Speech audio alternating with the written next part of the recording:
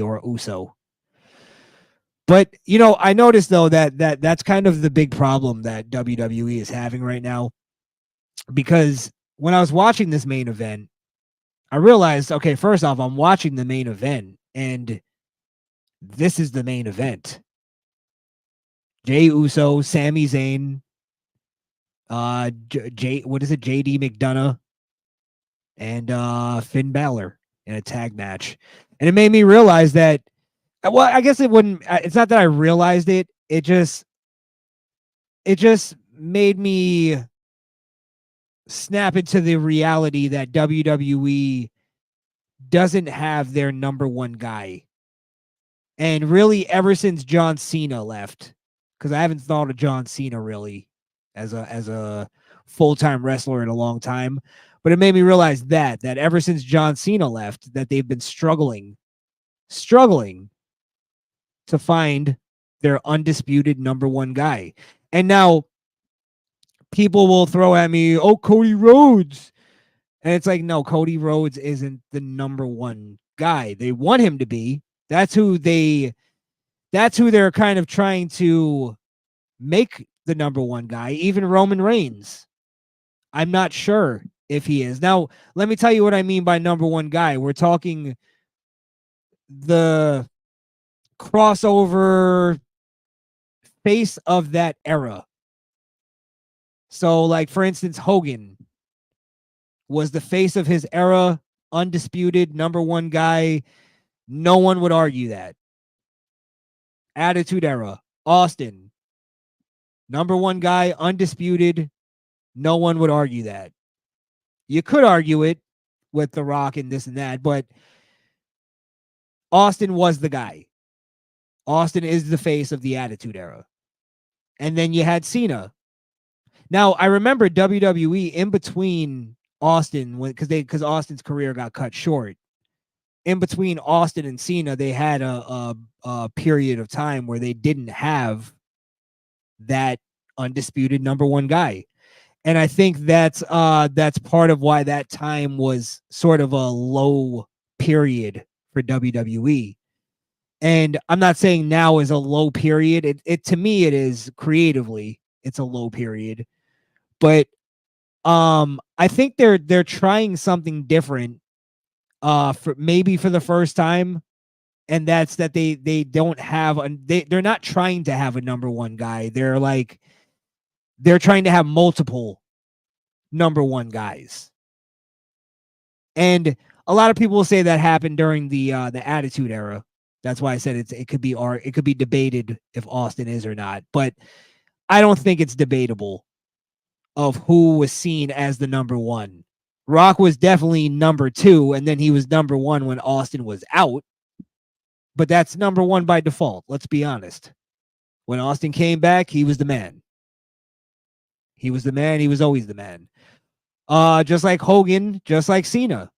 You couldn't argue it. Who is their guy now? And I don't know. And my point is, I don't think it works.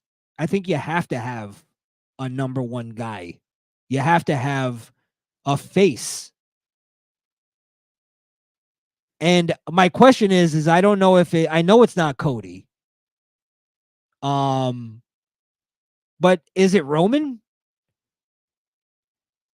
Because I don't necessarily know if Roman is he up with those names of Hogan, Austin, Cena, Roman Reigns? Is that just a by default thing? Because it's almost like, for instance, in between Hogan and Austin, there was the Bret Hart, Shawn Michaels era. But to be honest, it doesn't, like, I still don't put Shawn Michaels or Bret Hart in that echelon of Hogan, Austin, Cena. We're talking number one, undisputed. Now, Shawn could have been the number one at that time, but that's by default. That's just because there was nobody, because Austin hadn't become Austin yet. And that time wasn't necessarily seen as a big time in WWE. So I don't know if I'm really expressing this point very well, but my point is are we in that kind of era right now where they're trying to do that new gen era where it's more, they're all on the same level almost, and there isn't a number one breakout guy? Because you could make the argument that a guy like LA Knight could be that guy. And then a lot of people will say, "Oh, well, he's too old for WWE to go with him." But that's more of a, I think, a Vince McMahon thing. If you're too old, we're not gonna push you as a new star. Or is it that WWE doesn't necessarily want to have a number one guy? Maybe Triple H isn't that kind of businessman. He sees it all as a collective. I could see it being that way. So I don't know. Maybe we don't. Maybe we're not supposed to look at it that way. Maybe he doesn't want it to be seen that way. But I think we all do just naturally. We all want to. It's a competition. Like even though it's not a real competition, it's still a competition in terms of who's the best wrestler ever and who's the best wrestler of this time. And to ask the question, who's the number one wrestler right now? Who's WWE's number one wrestler? If you guys got any answers in the chat, let me know. Or who could be the breakout that becomes the number one, that gets put up on that top echelon of Hogan, Austin, Cena? Could it be Braun Breaker? I don't know. Is he that type? I don't know. Maybe we don't even know that person yet. Maybe we do, and he just hasn't broken out. He hasn't become the star that it's like Austin being the ringmaster. We have a ringmaster on the roster somewhere that's ready to become Stone Cold Steve Austin. We have a Rocky Maivia. But what does it take to make that? I think maybe they're missing that element. That element that Vince McMahon had down so well, where it's like, I'm going to put pressure on you motherfuckers to become great. I don't know. Yeah. It was just something that went through my head when I was watching this main event. I was like, Jesus, there's no stars here. And people need to understand what I mean. There's stars to us because we're wrestling fans. What I mean is like stars where, like, if you were to show somebody who actually hates wrestling, but you showed them this wrestler, and they're like, oh, that guy looks pretty cool. That's what I mean. That's star quality. I've shown countless clips of Stone Cold Steve Austin to people who hated wrestling, and they loved the guy. So I'm just saying, there's a certain quality that maybe there is no such thing as fame anymore. Famous, the way we think of it, I don't think that even exists anymore. In that, there's like a lot of people who are really famous, but like nobody knows them. They can still walk down the street and nobody knows who they are. I think that's pretty great.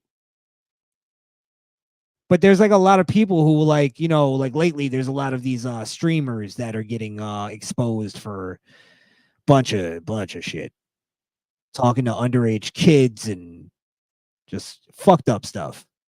But it's like they're famous, but I don't know them until they get exposed for doing something horrible. But they're famous.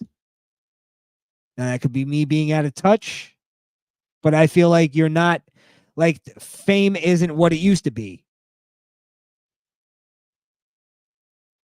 Like, for instance, I had a action figure at my what do you call it? At my old job, I held up a Hulk Hogan action figure. This is when I used to work retail. It's like, oh, look at this, Hulk Hogan. I might get it. And everybody knew who he was. Even people that were younger than me knew who he was. They didn't watch any of his matches. Half of them didn't even know wrestling, but they know who Hulk Hogan is. What is that? And that's what it is. I think it's the fact that fame used to be different. Fame used to be fame. Like, maybe, and Coop just said it here, the internet fame changed the game. I think the internet changed fame. I think that's what it is. I think it's the fact that well, there's a theory that that's what social media, sort of the idea of social media started as, is that the idea was that it was kind of destroying fame because everybody sort of knows each other. And it's like, even if, that's just being romantic about it, but even if you don't know somebody like personally, at least their internet avatar, like everybody is sort of known to a degree on the internet, but it's your little sticks of people. So it's almost like eventually the end goal of social media was to make every person in the world famous so that everybody knows each other. Everybody knows everybody. That's sort of the idealistic goal to social media. I heard that somewhere. I read that somewhere. Maybe it was Mark Zuckerberg or somebody. But yeah. That's why now you see everybody has a fan base. If you have a social media, you have a fan base. And it's like there's people who don't even have their face. They don't even show their face. It's just a fucking avatar. And they have a fan base. And then it's like, it's probably like a fucking 12-year-old. Imagine having a fan base at 12 years old and you don't do anything. You don't have any talent. And again, Coop says it perfectly. That's why we have so many narcissists now. Yes. Because everybody's selfish. Everybody has a fucking image. Everybody has a image to protect. And it's like just but it's based on image for image sake. There's no like legacy or talent or anything attached to the image. It's just image. I created this image and now I have to protect it. So I don't know. Yeah, I think maybe that definitely trickles down into, like wrestling, where, just to connect it back to this conversation, wrestling, it's almost like when you're talking about, for instance, Braun Breaker, who's on TV every week, but then it's like Joe Hendry is more famous than him. That's the thing. I don't like, it's that Joe Hendry, though, has a better grasp of the internet than Braun Breaker does. But in reality, Braun Breaker should probably be way more famous than Joe Hendry. So I think what it is also is that it gives us access to all these people. Like, now I have access to Joe Hendry when I didn't. When before, what would Joe Hendry be without the internet? That's like an internet wrestling character. So that's where, like, a guy like Braun Breaker back in the 90s would have fucking probably flourished, and Joe Hendry would be a nobody. It's like it almost either, I don't even want to say it balanced it out. It just turned the pendulum the other way, or tipped the scale the other way. But you know, look, I think it works out for us for like in a good way sometimes, and then sometimes it doesn't. You know, like to me, I'm not. Again, I don't believe in Joe Hendry just yet. I haven't seen anything. The song is catchy, sure, but maybe the smile thing. The smile thing is, it's silly. I can get a laugh out of it. Trust me, but it's not like, oh my god, he's the greatest thing ever. So, and I get that part of that is basically the fans are playing along because they want to get him over. Fans, that's another thing. The fans, because of the internet, they know they can get guys over that would normally not get over. So it's almost like they're playing a joke on wrestling. And that's why I say a lot of these people aren't really wrestling fans. They're just like angry nerds that want to see, they want to live vicariously through other nerds and watch those nerds beat up guys that like probably picked on them in high school. You know what I mean? So it's like it all trickles down from that. I think half of these so-called smart fans, they're not really fans because they hate quintessential wrestling. Like they get mad when a guy has a lot of muscles. It's like, what, you want to watch two fucking twinks battle it out? Go watch Ring of Honor. You want to see fucking behemoths slug it out. You want to see inhuman looking motherfuckers fight. That's what wrestling is. But it's like, no, we want like normal dudes. Normal dudes that like, they're like cashiers at fucking Dollar Tree. And then they wrestle on the weekend. Now we make them famous. Yeah. He works so hard. Gives a fuck. If you work so hard and you're not that entertaining, then you're probably not a good entertainer. Why not actually just really wrestle? If you're just going to put all your work into like the skill of wrestling, why not just actually wrestle? Go be a Greco-Roman style wrestler. It's like, I'm going to be all technique and no fucking personality. Go be in the Olympics. What the fuck? I don't get it. Yeah. All right, I'm rambling now. I'm rambling.